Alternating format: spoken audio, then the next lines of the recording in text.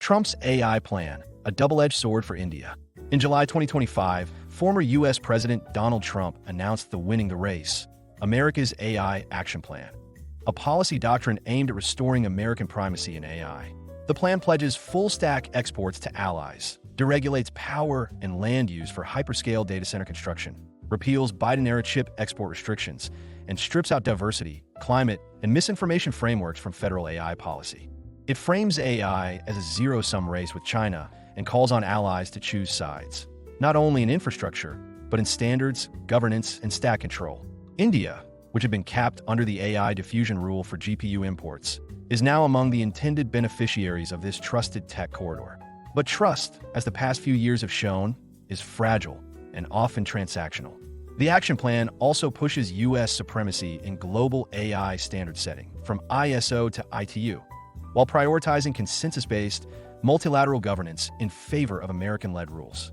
This raises the stakes for countries like India that have historically championed neutral, inclusive digital diplomacy. India at a crossroads. Shortcut or sovereignty trap?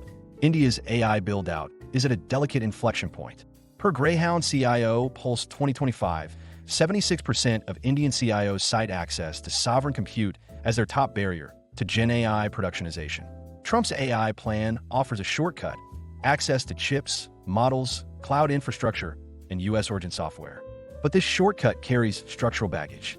The same exports that unblock bottlenecks also encode U.S. terms on licensing, retraining, IP control, and regulatory frameworks. Field engagements across sectors suggest that Indian teams relying on U.S. models and GPU credits are already encountering silent throttling, revised access tiers, and opaque usage clauses. Crucially, the plan removes all ethical guardrails from U.S. federal AI policy, erasing DEI, climate, and misinformation considerations. For Indian buyers, this introduces compliance conflicts in regulated sectors, particularly public finance, healthcare, and electoral tech. India's AI mission has ambitious goals, but its execution infrastructure, national compute policy, trusted vendor registry, open-weight LLM stack, export and re-export frameworks, and cross-border compliance logic remains under construction. Without that scaffolding, the inflow of American AI infrastructure may deepen external reliance, hinder IP control, and weaken India's standing in global AI governance. From boardrooms to labs, the friction beneath the surface. From a recent Greyhound field node engagement in the auto sector, a Tamil Nadu-based OEM building a Gen AI-led QA platform paused its pilot after power provisioning delays stalled GPU deployment. The original supplier renegotiated commercial terms mid-rollout, citing realignment to new U.S. infrastructure export priorities. From the startup ecosystem, a Hyderabad-based LLM firm suspended fine-tuning after GPU lease ceilings were altered unilaterally. Usage caps and pricing terms were linked to undisclosed clauses in U.S. cloud partner SLAs. The founder's verdict, build fast, break sovereignty. Several university-affiliated researchers also flagged concern over Indian origin model fine-tuning conducted via U.S. APIs, where output IP ownership remained unclear. Without localization rights and model transparency guarantees, some institutions have begun re-platforming projects to UAE or EU-based infrastructures with more open-source safeguards. The through line is clear. U.S. AI infrastructure is reaching India, but in ways that can't yet be called equitable, predictable, or sovereign. Strategic blind spots. What India must fix before it's too late. India's policymakers now face a sharp choice. Treat Trump's offer as a windfall or as a wake-up call. The strategic window is narrow. The temptation to accept full-stack imports without regulatory safeguards is strong, especially given the urgency to scale Gen AI workloads. But speed without sovereignty is a false summit.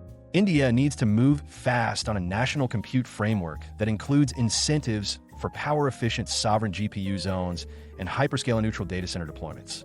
It must also launch an open-weight India LLM with retrainability, explainability, and Indian language grounding, underpinned by public sector investment and research consortia. Export and re-export frameworks must be codified with fallback jurisdiction clauses, indemnity provisions, and domestic audit triggers.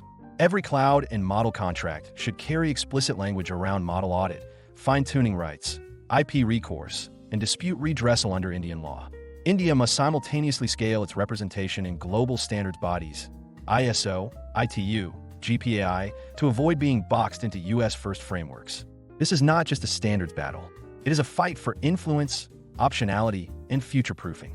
On the academic front, India should engage with NAIR and open-weight model consortiums to secure startup-grade and university-grade compute access without being hostage to U.S. commercial vendors. Finally, public incentives are needed to retain Indian AI talent and intellectual property. This means embedding compute credits, contract templates, and commercialization pipelines into university industry programs. Greyhound standpoint: access without autonomy isn't progress. According to Greyhound Research, Trump's AI action plan delivers volume, not guarantee. It offers Indian buyers access, but not agency. India cannot become a mere endpoint in an American AI supply chain. It must position itself as a co-creator of stacks, standards, and strategy. That means embracing the U.S. opportunity without outsourcing long-term control. AI autonomy won't be won in a press release. It must be built clause by clause, workload by workload, and chip by chip. India's best move now is strategic duality. Engage the U.S., but define its own AI doctrine. One that anchors trust in sovereignty, not sentiment. That builds guardrails into every GPU contract and transparency into every model API. That protects its researchers, elevates its datasets, and hardcodes optionality into every partnership. This isn't just about being a trusted ally. It's about being an independent force. Analyst in focus: Sanchit Gogia. Sanchit Gogia, or SVG as he is popularly known, is a globally recognized technology analyst, innovation strategist, digital consultant, and board advisor. SVG is the chief analyst, founder and CEO of Greyhound Research, a global, award-winning technology research, advisory, consulting, and education firm. Greyhound Research works closely with global organizations, their CXOs, and the board of directors on technology and digital transformation decisions.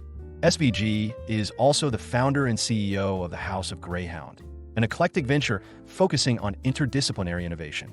Copyright policy: all content contained on the Greyhound Research website is protected by copyright law and may not be reproduced, distributed, transmitted, displayed, published, or broadcast without the prior written permission of Greyhound Research, or, in the case of third-party materials, the prior written consent of the copyright owner of that content. You may not alter, delete, obscure, or conceal any trademark, copyright, or other notice appearing in any Greyhound Research content. We request our readers not to copy Greyhound Research content and not republish or redistribute them, in whole or partially, via emails or republishing them in any media, including websites, newsletters, or intranets. We understand that you may want to share this content with others, so we've added tools under each content piece that allow you to share the content. If you have any questions, please get in touch with our community relations team at connect@thoffer.com.